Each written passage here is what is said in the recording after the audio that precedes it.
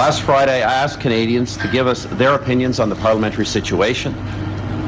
That feedback has been overwhelming and very clear. They want Canada's government to continue to work on the agenda that Canadians voted for, our plan to strengthen the economy. When Parliament resumes on January 26th, the first order of business will be the presentation of a federal budget. Take a couple of questions.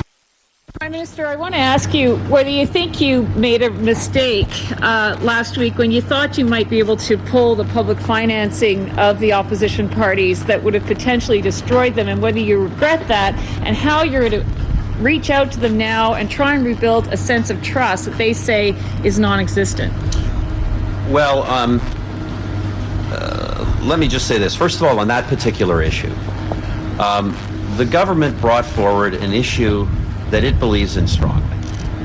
It believes that we believe that in a time of economic restraint, when we are asking all Canadians to tighten their belts, we believe that political parties should lead by example. The proposal we made involved us taking the biggest reduction of anyone in a particular policy that the public has never supported. Now,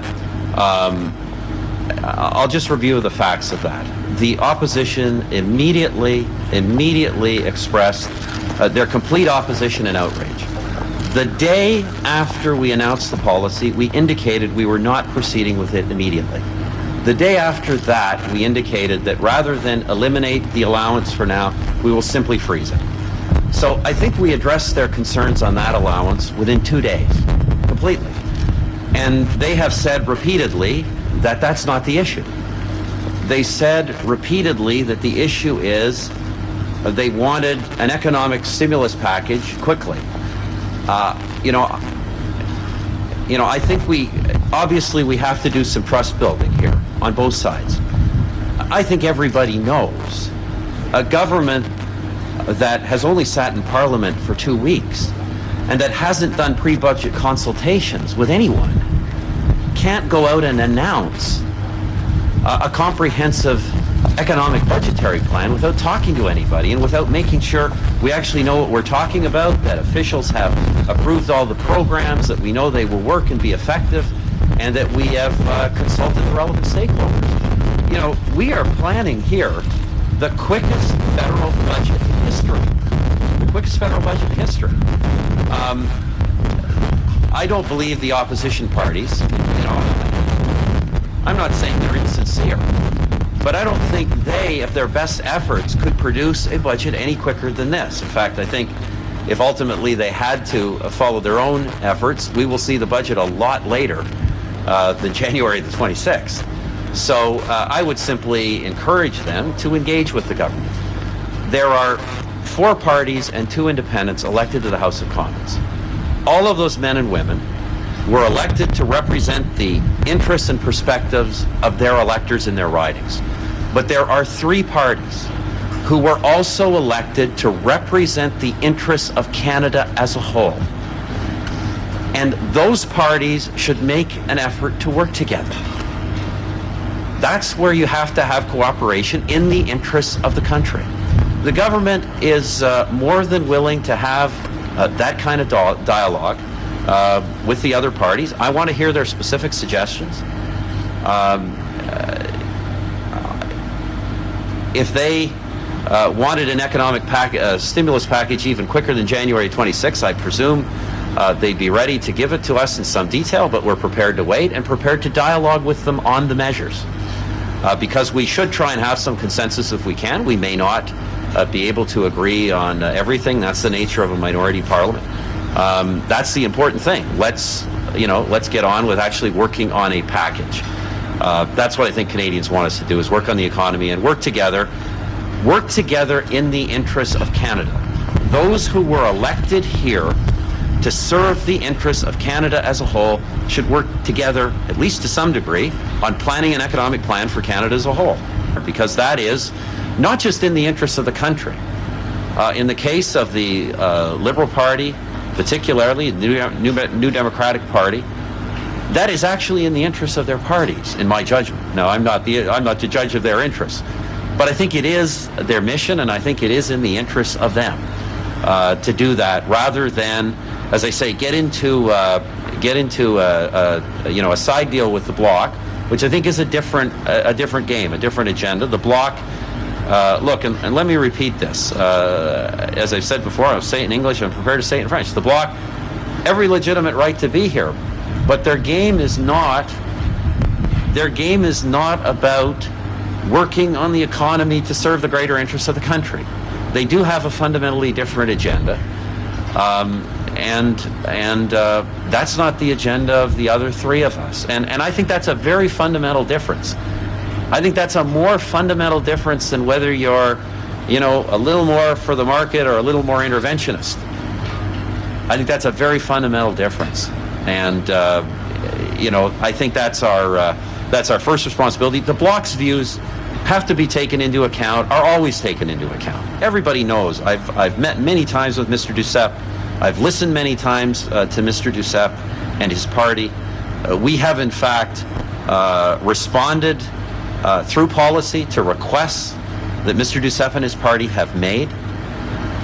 But as Prime Minister, I've never put myself in a position where I would be beholden to the Bloc Québécois for the governing of the country.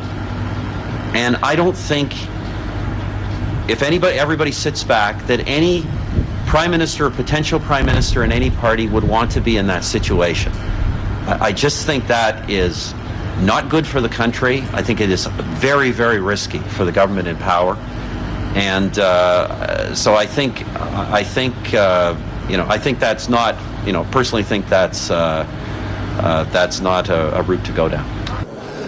We've had an agreement with the NDP and the Liberals, and we don't have any confidence in Mr. Harper. So I'd be very surprised that we could rediscover a different Harper. The budget includes the economic measures you are asking for. Would the coalition have to reconsider its plan to bring down the government? Well, I would say if my grandma had wheels, she'd be a tractor. So we'll see then. What did you think of Mr. Harper's comments today? They seem to be a bit more conciliatory, inviting you, Mr. Dion, to work with him on a fiscal stimulus package on the budget. Unfortunately, Mr. Harper cannot be trusted. He asked for our opinion before. We gave him our opinions in private meetings, in public, and in every way, and he rejected them.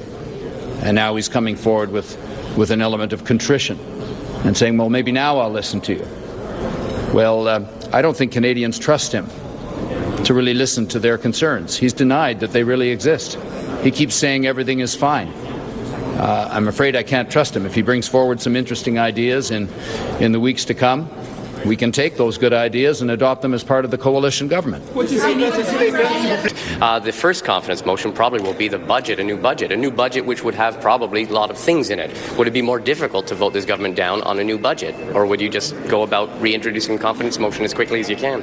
Well, my guess is there'll have to be a speech from the throne of some sort.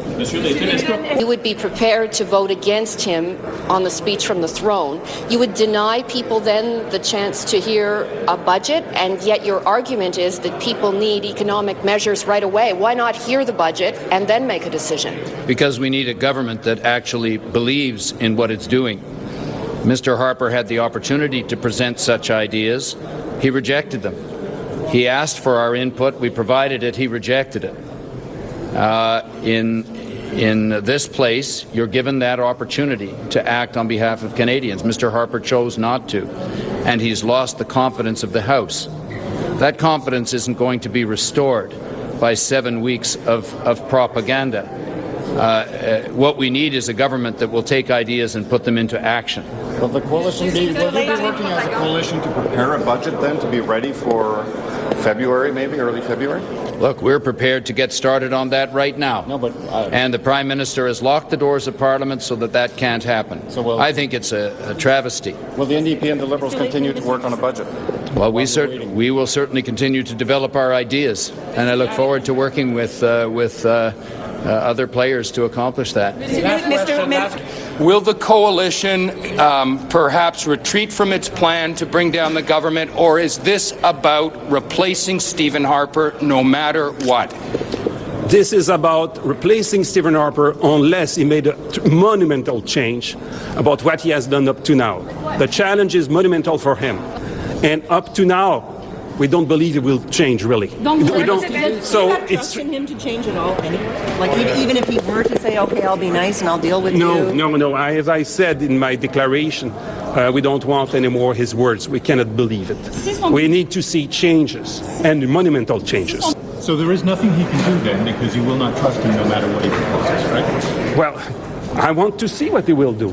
And it will be necessary to see a very monumental change. There's a battle for hearts and minds here, and you had a chance. You're going to lose your nerve, that you're not going to go through this. The coalition's going to fall apart, and he's just going to get his way as he has. No, we are more committed than ever with the coalition, because without the coalition, imagine where Canada would be today.